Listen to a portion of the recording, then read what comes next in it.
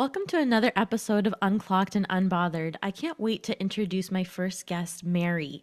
She spent over a decade at the Faculty of Pharmacy. She earned 3 degrees in medical biochemistry. She worked in cancer research and became a published scientist.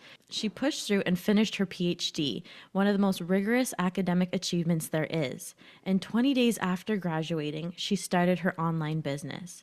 Not because academia failed her, but because she had been doing deep internal work for years, questioning her path, her health, questioning what success actually meant. And the version of herself that emerged from the process couldn't fit back into her old life.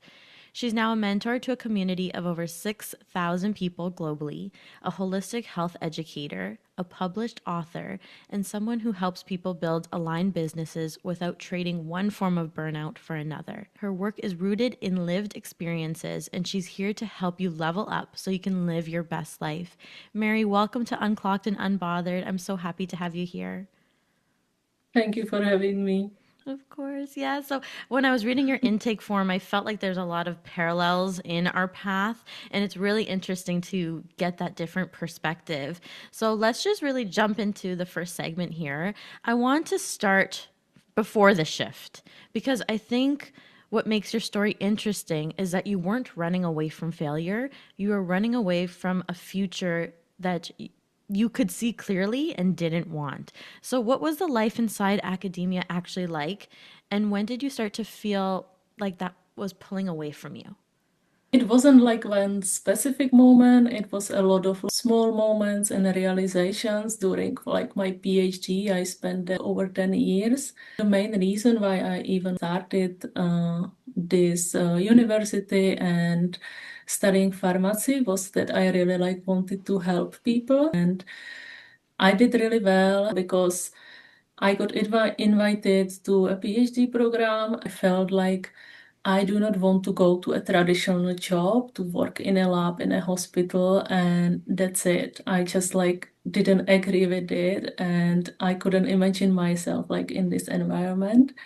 PhD path sounded like a good option because I could work on my own research, have kind of like freedom over my schedule, and simply see how that goes. So that's how I got into PhD program in the first place. But I very quickly started to realize the environment I was in. That was like all the people and all the patterns that I saw. The environment was very toxic and constant pressure, very low salary as a PhD student, constant chasing of grants, and I also worked like a lot of jobs on the side to just cover basics and rent. And it was just constant pressure and pushing led me to actually realize that this is not the lifestyle that I want to live. My first realization was when I actually like left my country to an internship. I moved to a different country, to another lab, where I worked again like 24/7 in a lab, on the same project, same research, but I was in a new country, new people, and I saw that it's the same, like the people in research in academia is completely the same, and I didn't resonate with it. And I simply started to realize that this is not how I want to spend my life and what I want to do for the next 40 years. So I started to travel a lot and kind of exploring like other options and actually see a different life. Yeah, I didn't see that there is like something different because like I was raised in a family where I was taught to believe that you have to go to university, study, get a degree to have a good salary, have a better life than we have. And that's not true. There are so many like other options that you can do, and you don't need a degree at all. So it was all these like small moments and realizations that led me to question my life, question my career, and simply like led me to exploring different paths that I can do and how I can use my knowledge that I already had. And so, yeah, I finished my PhD and decided to walk away. Like 20 days later. So, Wow, that's amazing. Thank you for telling me that. It really reminds me of the path of when you do grow up and you say like you have to go to university, that's the only way. And then we go into it and we realize I don't want to do this for 40 years. Like what the like and then you got to travel and your world kind of expanded more. And you got to learn what real nervous system reset looked like because you were saying mm, I think in like society when we're constantly in this 9 to 5 or we're overly achieving, our rest is like being with our friends and numbing like with substances and things like that. But when you get to explore or go out of your bubble, you start to realize that the world is so much bigger and there's so much more to learn than just through academia. Although it's super important that and amazing that you finished your PhD because it almost finished that chapter for you and you have that experience to guide you through. I never say that like I wasted all of those years in university because it built the knowledge that I can take to create in the future, but it just doesn't look like the path that I was supposed to take. Now, you yeah. mentioned that the environments were toxic and high pressure, driven by constant output with very little space for well being. What specifically was it doing to you physically and mentally that you couldn't ignore anymore?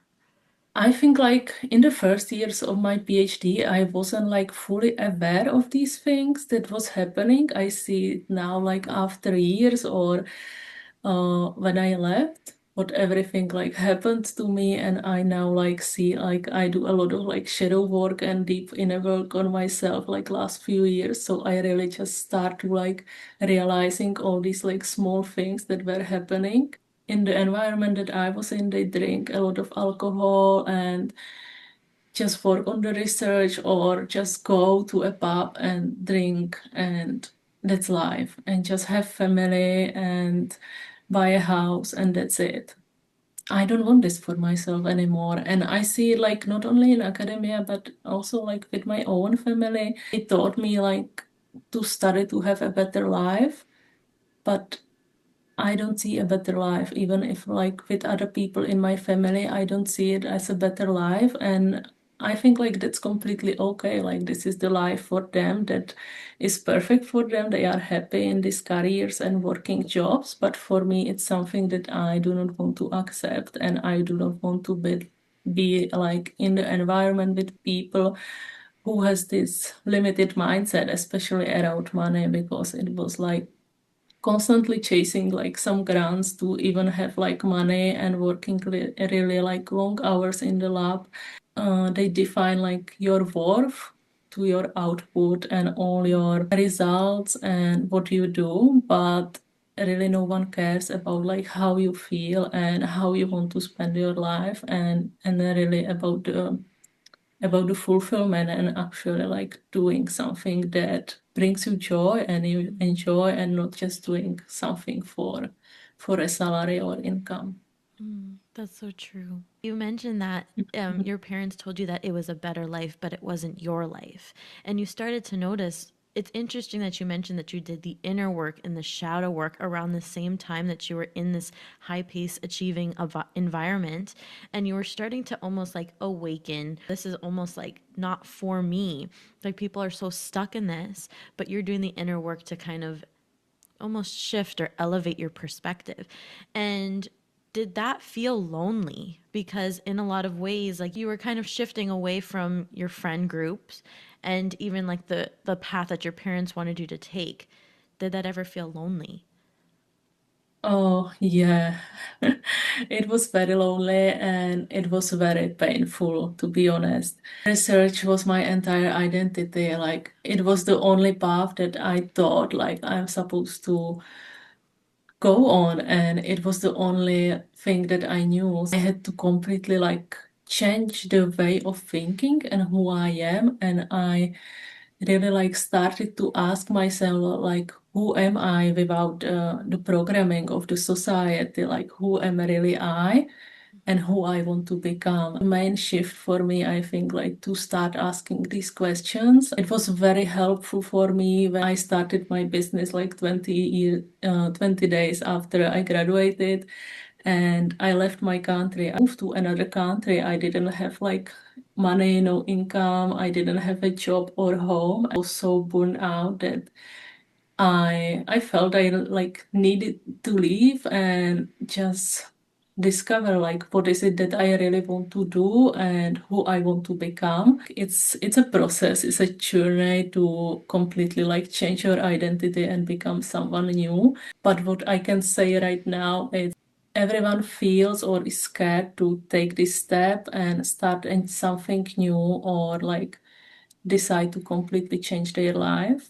But the hardest part is to actually come back to the same environment that you left, to the old identity, to your home, and to the people. And I came like back after 3 years, and I just like see like how everything is still the same. All the people, their mindset, their lives, they do not understand me. They do not recognize me. Honestly, that's way more challenging for me right now because they do not agree. So yeah, like if I can give someone some piece of advice, like don't be afraid to took that step and change your life because that's not the hardest part. You're speaking on something very important when it comes to the Mm. hardest part is kind of like going back and noticing how far you've come. And it Yeah. is a lonelier path, like you do have to Mm. have a lot of self confidence in it, even when you're still don't know the full end result. But it really just comes to a space where I make this work, or how do I make this work, or do I stay stuck like this? And you Hmm. couldn't do that any longer. And you did mention that you stopped resonating with pharmaceutical approaches to treat like your health, partly because of like your own health issues. Would you like to talk more about that? I was struggling since very young age, like with my skin, with my acne. Nothing really helped. Like I tried all the different like drugs and treatments, and doctors like only like treated the symptoms and put the band-aids on the symptoms. That's it. It always came back, and they never actually like cared about the root cause of the diseases. What's the lifestyle? What is the water that you drink? What's the food that you eat? And all these things that are really, really important. Like to really treat the inflammation in the body. And I was also like struggling. I had liver issues, so it was like all this together, and plus the environment and stressful lifestyle that I had in academia, and really to realize and started to look into more holistic approaches, how to treat diseases and study like all these root causes and lifestyle. When like really everything started to shift for me since I left academia, I had time for myself to really like, focus on myself. It was very painful in the beginning, but yeah, over time, changing my environment, changing the food, and really like study what water do I drink, the people I surround myself with, how do I spend my days, all of these things like completely changed and healed my body by itself. So Wow. I mean, when you were given that free time to actually sit in your thoughts instead of constantly thinking about the next thought in like workspace, and being able to come from it to a space where it's just yourself, you start to realize the medical system and how, yes, exactly, things are just used to like treat the symptoms, but not the actual inside. So, like, even for myself, like when you get off birth control to fix your PCOS comes back. And it's only until you take like the actual root causes of it. So in my work, I work a lot with the womb healing space. So actually healing the trauma and the generational trauma that comes with the womb can significantly help actually treat the problem so that women can be fertile or go from being infertile to being fertile. So that's super interesting that you got that space. And when I was fired from my job, I had that space. I had about, 6 months where I'm like, what the heck am I supposed to do now? What path should I be going on? I also felt like I was meant for something more, but I couldn't put my finger on it. And it's very lonely to not have other people feel the same and just be like, oh, don't worry, you're going to get a new job, you're going to do this. And it's like, but no, that's not what I actually want. You were dealing with your own health issues, and then you started to explore holistic health and nervous system work. How did that process of healing yourself change the way you understand what you wanted to build for other people? Simply everything that I share or teach other people is everything that I needed to hear and I used like in my own life to get Mm. where I am today. So I started to do breath work, yoga, meditation on a daily basis and these small steps. And I started to be aware like how I spend my day, trying to spend a lot of time with myself, which I think like it's really important, especially in the beginning. I think the biggest change for me was I invested in a neuroscience coach because I like always need to learn something. I really resonated with her story and the way how she teaches. So it was this is so cool. I really need to like learn more about this stuff. So it's been like over 1 year since I work with this coach, and it completely like changed the way how I see the world right now. For example, to build the confidence, to get out of my comfort zone, or believe in myself more, but really like understand the neuroscience behind and why is this happening and all these like things. Always mention this experiment or this study that I like to share with the people. There was a study where they raised a completely newborn kittens in a complete darkness. They put these kittens for only a few hours each day to a cylinder with only like horizontal or vertical lines, and after some time, they when they put the kittens outside these cylinders or this environment, it was the only thing that they knew. So when they put the kittens who only like saw the horizontal lines, they couldn't see the vertical lines like a tree or a table, and they simply couldn't see it. So it made me realize, where am I the kitten in my own life? Because there are like there could be like things right in front of my face, and I simply like couldn't see it because of the programming and the beliefs that I have like from my past, from my family, from the environment. Getting clear on who you want to become, changing those beliefs that that person already has, and trying to program your brain for these new beliefs and new systems. Yeah, you bring such an interesting perspective when it comes to the science behind spirituality. It's like the Mm, limiting beliefs we tell ourselves, the shadow work that people kind of put in a box of just spirituality. But we can see mm, that our brain is really what creates these constructs. It's what we remember from our childhood, and it's what shapes us as a person. It shapes everything that we tell ourselves. And if we mm. can take the small micro actions to change those things, show up consistently to being the person you want to be, you can slowly start to change the way you view the world just by using neuroscience. So that's so interesting. Yeah. I want to talk more about what you've built now. We've kind of led up to it. And I think there's something specific about how you approach business that's different from a lot of what people hear. You talk about building something that supports your life instead of replacing one form of burnout with another. What does that actually look like in practice?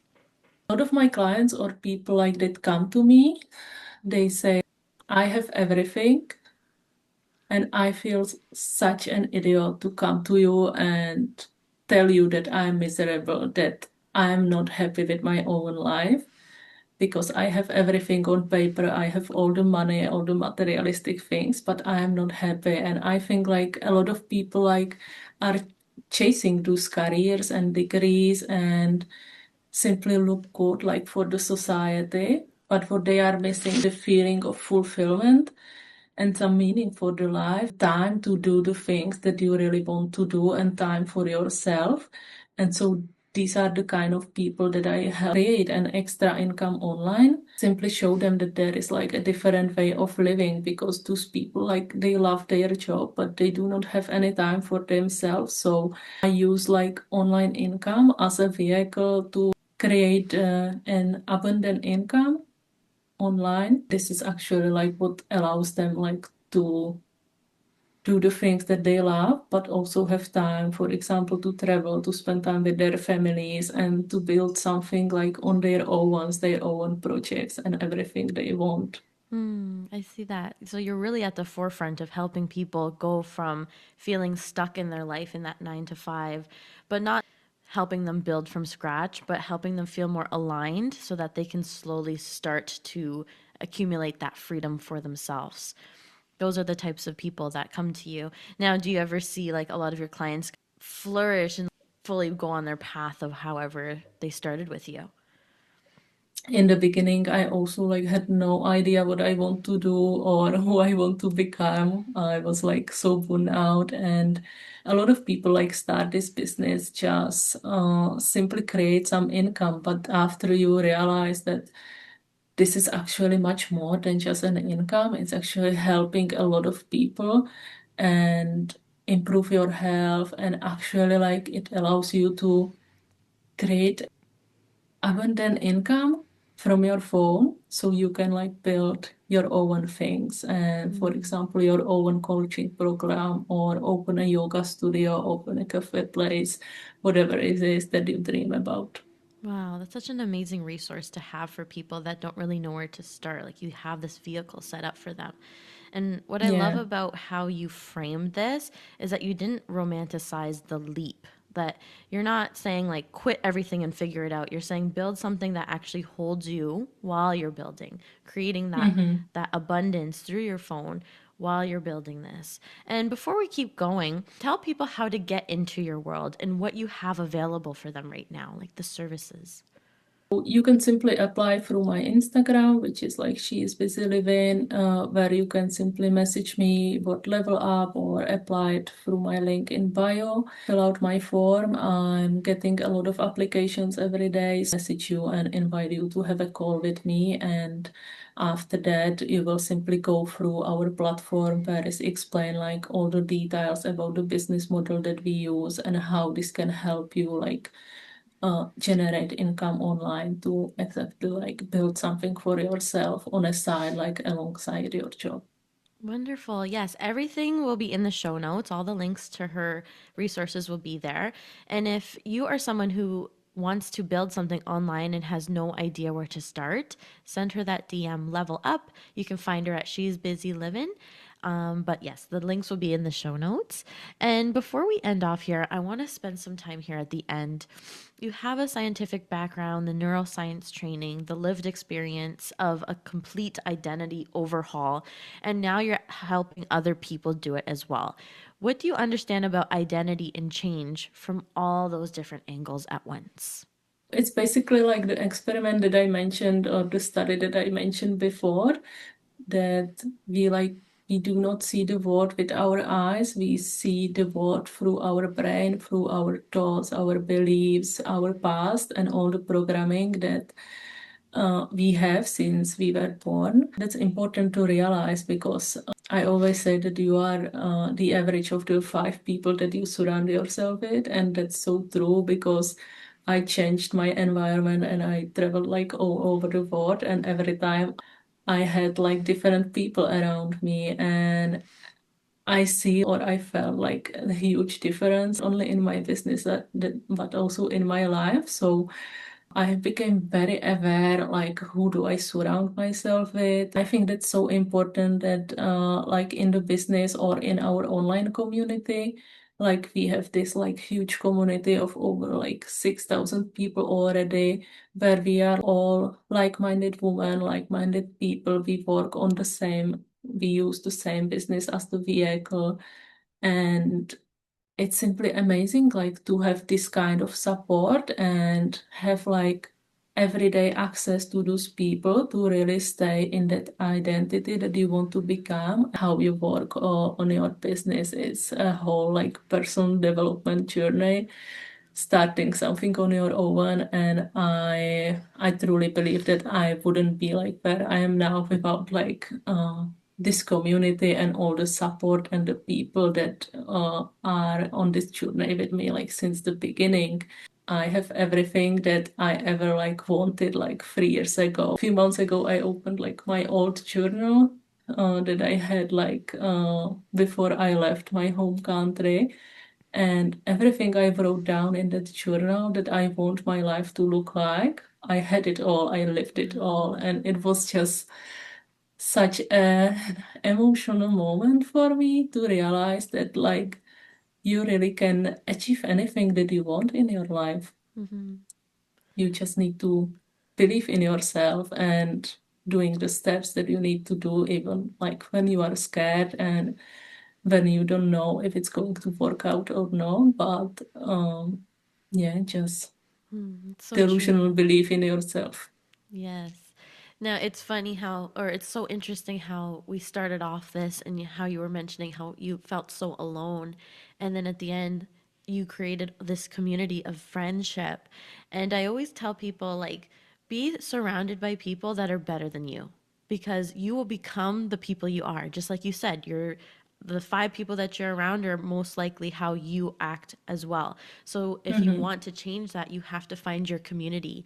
And that's what you found. You found this big community of people that can hold you and make you feel like you have that support that you were longing for in your academic career, in these other careers. And that's what has really shifted and driven you to find these people.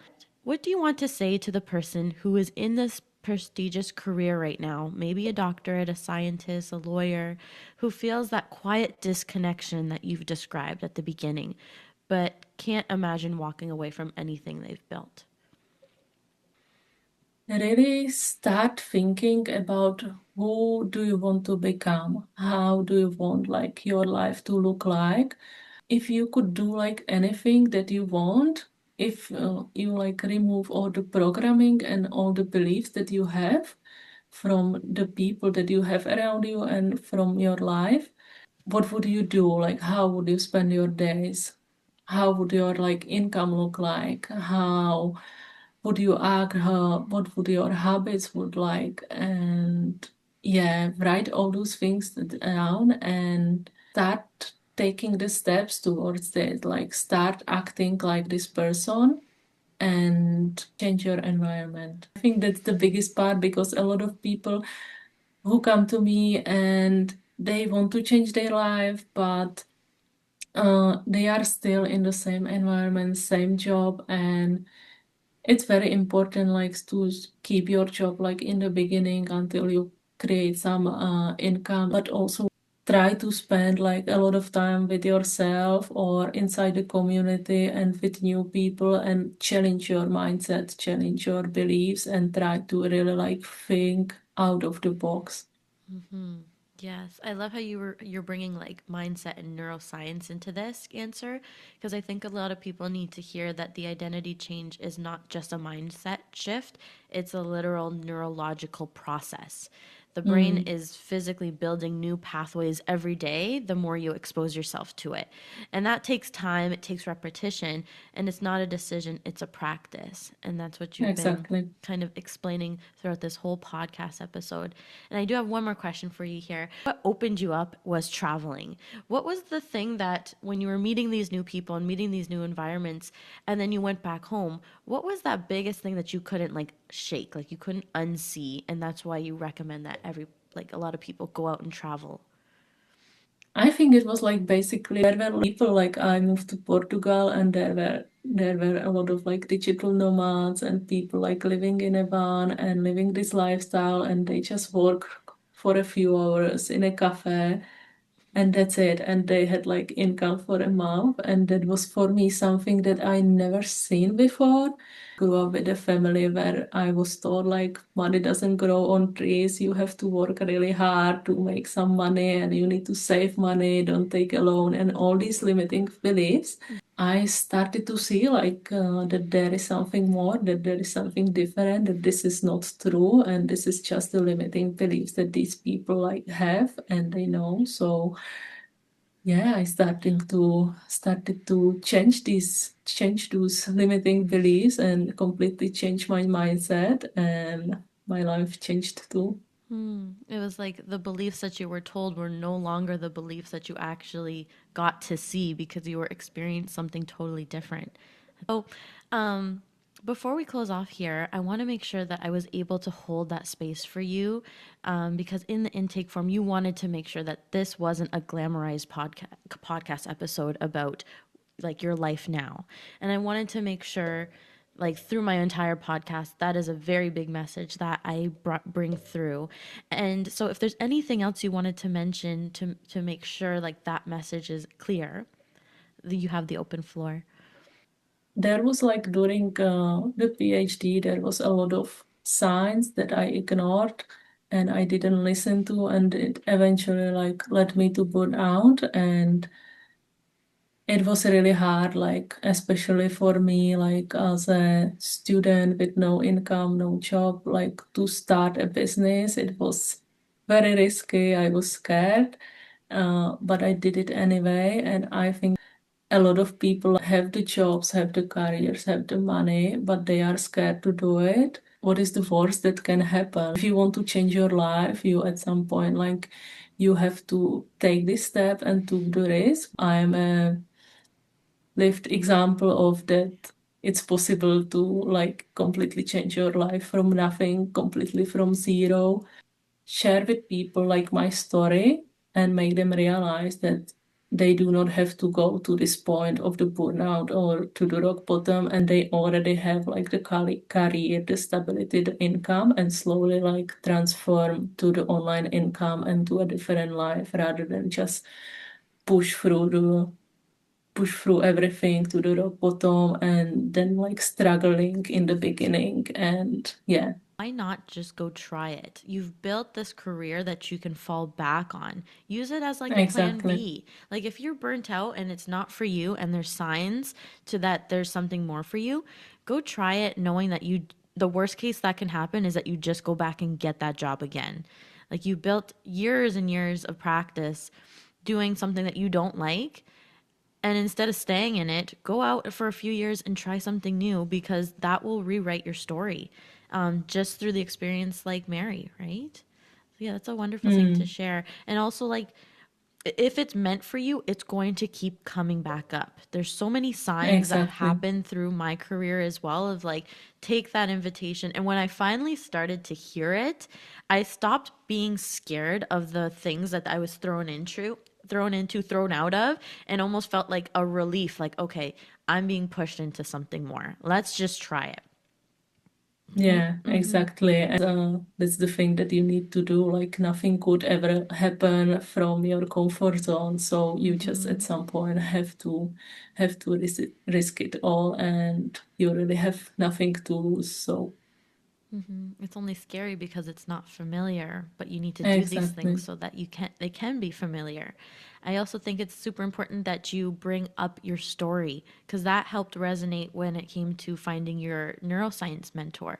We need to be able to share our story more and show up authentically, even if it's Mm, scary, because it actually does a lot of inner work too. You finally let go of that ego that places shame around the fear of being seen, and constantly the more you show up and tell your story, the more you rewrite the person that you feel on the inside in the best way. yeah, and this was really hard for me. I think I started to share my story honestly, like a year ago or few months ago, and it was really hard for me because I wasn't like internally okay with my decision, and I still like have to work on myself, and I wasn't like I was constantly like questioning myself if I did the right choice and everything, and also like I still do not have like any support from my old friends and from my family. So it's kind of made me questions everything. But after a lot of like inner work and after working with my coach, it like helped me like to really stay in my truth, believe in myself, and really like to follow the path that I know I want to create the life that I want. That's it's such a courageous path that you took. You kind of defied everything that your friends and family were telling you, and it came from a place of true acceptance. And yes, it is scary to show up and tell your story, but if it can change one person's life or help them resonate so that they can live a better life and a better authentic path to themselves, that's what showing up online as a person in a healing space is needed in this world. So that's such a courageous step. And is there anything else you wanted to share before we end off? Yeah, I think that what I wanted to say was that since I started to actually share my story online and getting really like vulnerable and real with people, a lot of people like started to reaching out to me and sending me messages, and I suddenly like overnight started to get like hundreds of messages from the people who are at the exact same spot where I was, like who are struggling in their PhD or their like medical career, and it really just helped me to realize like why I am here and my mission. And it really like it's the deep feeling of fulfillment and being seen and to be able actually to help other people. I think it's a wonderful gift to like use all my lived experience and my knowledge now to help so many beautiful people to simply create a better life and show them what's possible. That's such a gift to this world. I want to thank you so much for sharing your gifts and being so vulnerable because that's how you show up and that's how you change the world. And if you want to be part of Mary's community, give her a follow. And I'll end the podcast off there with you guys and her last message because it's so impactful and you're not alone in this journey anymore. Maybe for us a few years ago it was like that, but now we are finally we shed that skin to be able to be at the forefront to help more people. So Mary, thank you so much for being on the podcast. I'm so honored that this was your first podcast you came on, and I can't wait to collab more in the future and see how you grow. Thank you so much for having me. Of course. Thank you, everyone, for tuning in to another episode of Unclocked and Unbothered. Mary is someone who stayed in a hard time long enough to know when exactly was the right time to leave. And that's why I keep coming back to her story, because her story isn't about running away from something, it's about growing past something. And those are two completely different things. She didn't leave because she was broken. She left because she wasn't broken anymore. And sometimes I think that's harder because you have to give yourself permission when nothing is technically wrong on paper, but you know in every part of yourself that your path in front of you isn't yours anymore. You can find Mary on Instagram, and if you want to build something online that actually supports your life, DM her the word level up or go to her website. All the links will be in the show notes, and I'll see you next Monday. Stay unclocked and unbothered.